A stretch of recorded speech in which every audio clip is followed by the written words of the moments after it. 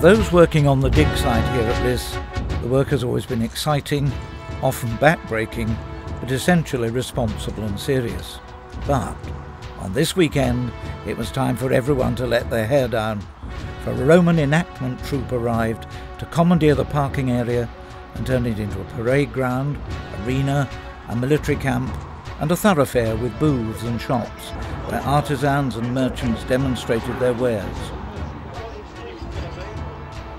Over the 2 days, 1,750 people came onto the site, and that's not counting babies in arms and numerous dogs. As well as being entertained, we learnt about the uniform of a Roman soldier. Type of helmet it was. It had a braille band to try and stop a long slashing sword if he were unlucky enough to get hit on the head. Including what he wore under his tunic. Well, the answer to that is boots. Correct names for the pieces of armour and weaponry, and the various ranks and titles given to the soldiers. We learnt that non-Romans could sign on in the Roman army, but were not fully equipped with armour, and, I suspect, were sent in first.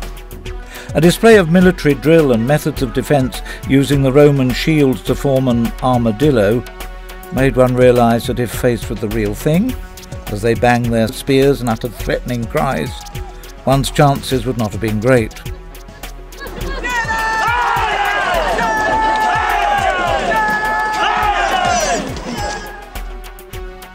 The gladiators' skill with sword and net had everyone displaying the English trait of shouting for the little guy.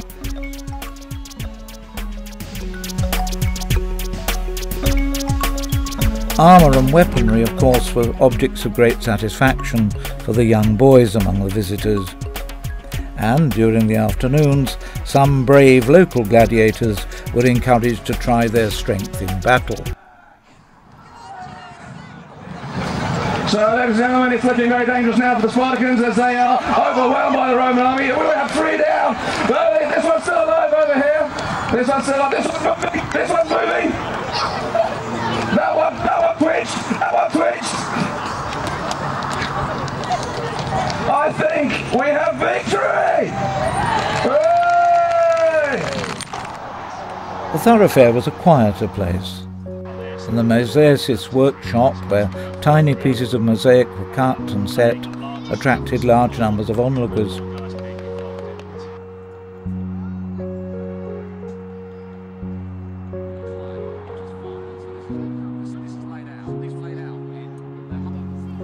Off-duty soldiers were cooking their supper over the campfire, and here a full kit was laid out for inspection. And close up, one could see the quality of the armour and the spit and polish that goes into keeping the military element up to standard. A representative of the cavalry was much visited, his quiet-tempered, friendly horse in contrast to its warrior master in gilded helmet and trophies of war hanging from his horse trappings. On the domestic front, we could see food prepared, and learnt about the use of herbs for medicines and cosmetics. Questions were never slow in coming to our Roman guests, and they had ready answers and a fund of knowledge. Our own site was not neglected, and the volunteer guides were kept busy throughout the day, taking parties of visitors around the excavation.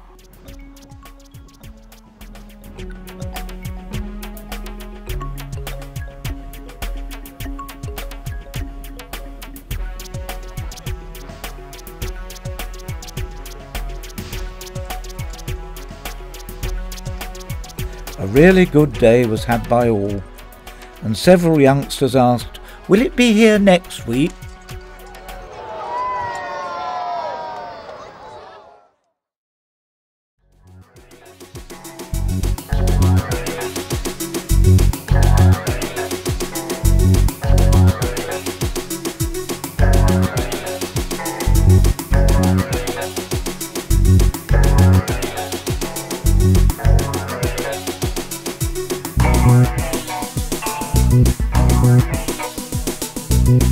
Thank you.